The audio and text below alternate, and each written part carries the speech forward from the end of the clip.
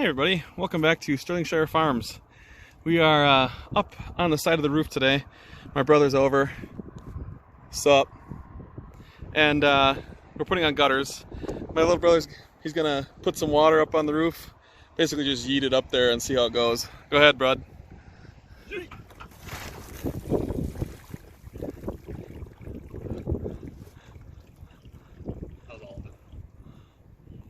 Looks pretty good to me. Draining out the way it's supposed to. Nice. I apologize for the cruddy camera work.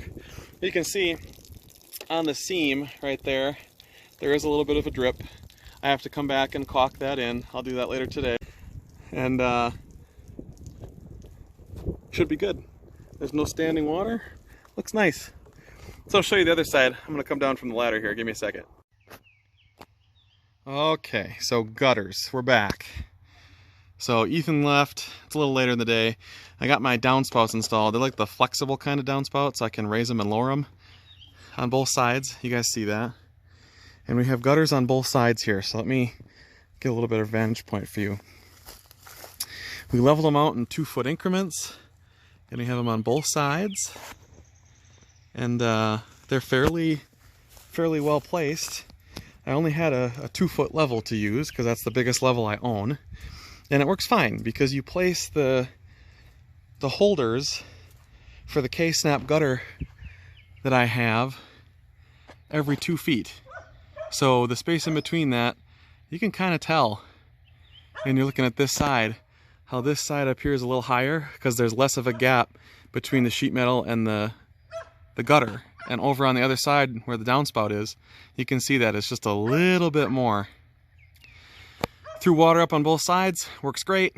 Now we just have to install our rain barrels on either side, and we will have 5 times to 6 times as much water as we get normally from our woodshed water collector. That one over there. So the debate here now is whether we're going to use a bunch of 55-gallon barrels or if we're going to head up the hill and pull our water tote and move that down here and stick it on this side and jack it up a bunch so it's got a bunch of height still. Not sure yet, but we'll get back to you on that one. So see you in a few, probably a couple seconds, and then you guys will see where we're at. But for now, this is where we're at. Alright, so gutters. You can see that. I'll zoom in a little bit here. We went with a rain barrel on this side, and we are going to move the tote that's sitting up here on the hill. It has around, I want to say that's the 150-gallon mark, but we got to drain it to move it. So it looks like all these plants downhill getting a good watering today. We're going to let this drain. We'll move it. And we're going to put it on the other side of the shed where the other gutter is. And we'll use this as our big one. Yeah. 150 gallons at maybe 1 or 2 gallons a minute. It's going to take a while. You can see how full it is. The line's right about there. Alright, well, we'll see you back here in a bit. Well, taking a walk back up there. It's been an hour and about 18 minutes. I started a timer right after I left you guys just to see how long it would take. And it's still draining.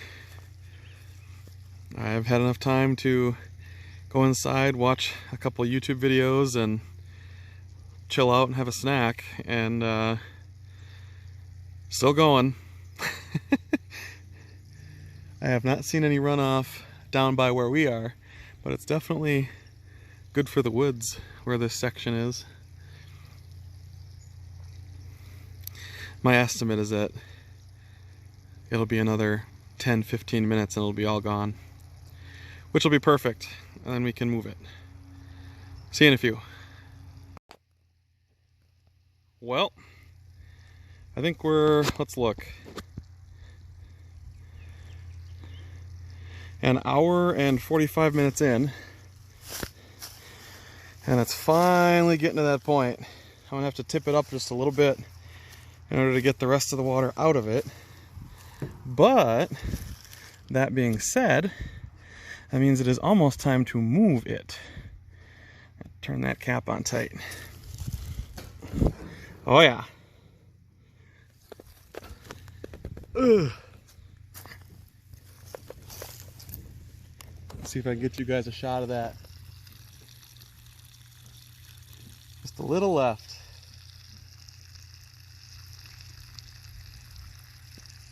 So, eventually we'll move it down there, put it on the other side of the shed. I'm going to empty this out, and then I'll get back to you. I'll show you what I have set up here. Okay, this is the setup. So, I sort of dug out the trenches where we're going to put the bricks in. It's just big enough to fit the bricks width-wise. And here I kind of left a little more soil, and I left a little bit of grass, because I know that's the low side, and that's the high side in that corner. The idea is that off the gutter, we'll run it down, we'll bend the pipe back a little bit, and then we will set that pipe into the tote. And if I need to, I can always get another extension on this pipe to get it exactly where I want it to sit. Now that I think about it, I might actually move it forward a little bit, because right now it's sitting a little far away. We'll figure it out. Anyway, that's kind of what we're going for. I'll get back to you when I'm a little farther along. Okay, this is what we got. I gotta tell you, I am absolutely sick of concrete block right now. That's what we got. We're up really high. That's the point. It's kind of like Legos, where you got 2x4 bricks and you stack them so they make a big tower. That's what we're gonna go with. We'll throw that on top. And I know you guys can see this, that these back two are leaning backwards a little bit that way. And this front one in particular is leaning just a little bit this way. It's okay. I checked it with the level, and from top to bottom, it's maybe about a ½ inch. And that's fine, because when we finally get the water tote on there, there's going to be hundreds and hundreds and hundreds of pounds of force pushing down on those so they don't move anywhere. Plus, I think what I'm going to do is I'll put some liquid nails or some cement binder, concrete block binder, that's what I was looking for, on top of there to hold that to the tote, and then it won't go anywhere. I also did buy another downspout attachment, so we can hook this one onto that one in case it's not quite long enough, because it has to reach the center of the tote. It's not like the rain barrel where it can reach the edge of the rain barrel and I can put it where I want it. I have to make sure it's centered. So hopefully between this one and that one, they'll connect and I can put it right where I want it. I'll give you guys another update when we finally get this thing up here. I gotta wait for a buddy to come over, because I can't lift that all the way up myself. See you in a few. Alright, welcome back. My helper got here. We've been working for about an hour. We got this thing up on the blocks. It's doing great. I added the extra hose onto here. You can see where we attached it. We're doing our customary throw a tube sock on it, and that's what filters out, that little bit of fabric filters out all the bigger stuff. And it's super easy to pull the tube sock off. It's just kind of a pain in the butt to put on. We hooked this all up so we can use the first couple of gallons of rain to flush out the system. There's a lot of algae that's still in here yet. So we left this open. I put a piece of scrap corner vinyl in there, and it's going to drain into here just so it doesn't erode the foundation the first few times. And after a couple hours of it just rinsing itself out, we will close that up, and then that'll be good. And you guys can see how that's sitting, looking real nice.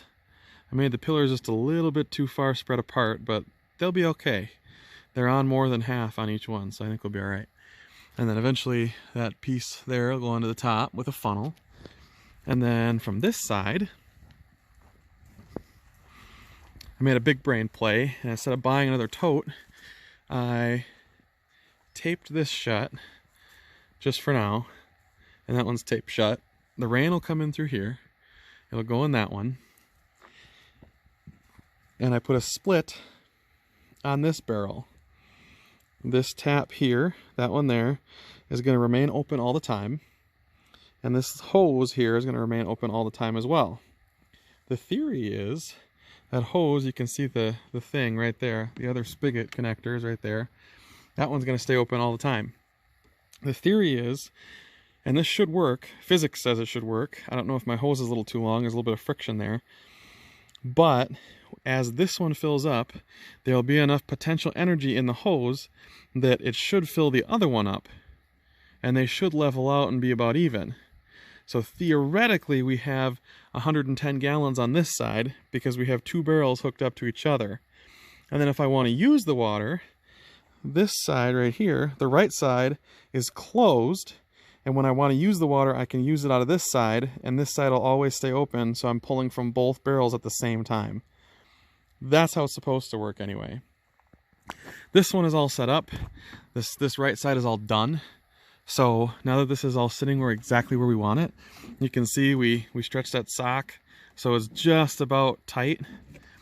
And then we literally just set it right in the funnel, and the pressure from the tube and the weight of the tube and the weight of the water holds it in there. We really don't have to do a whole lot of work to keep it in there. And then you can see I also made a second foundation for this other one, so they're on two separate foundations. This one's just a little higher, and that wasn't intentional. It just ended up being that way. You can kind of see that against the siding there. But that's how it's going right now. Gutters are all done, and now we're just taking our catchment system to the next level. And the hope is we'll have a ridiculous amount of water from the top of this roof. We're supposed to get 1.5 inches of rain tomorrow, and on a roof that is 14 by 14, that is a ridiculous amount of water. So hopefully we'll get a lot more than we're used to getting from our woodshed, and we'll give you guys kind of an update on that in maybe another video. But for now, this is Isaac and my helper Maddie signing off. Thanks for watching.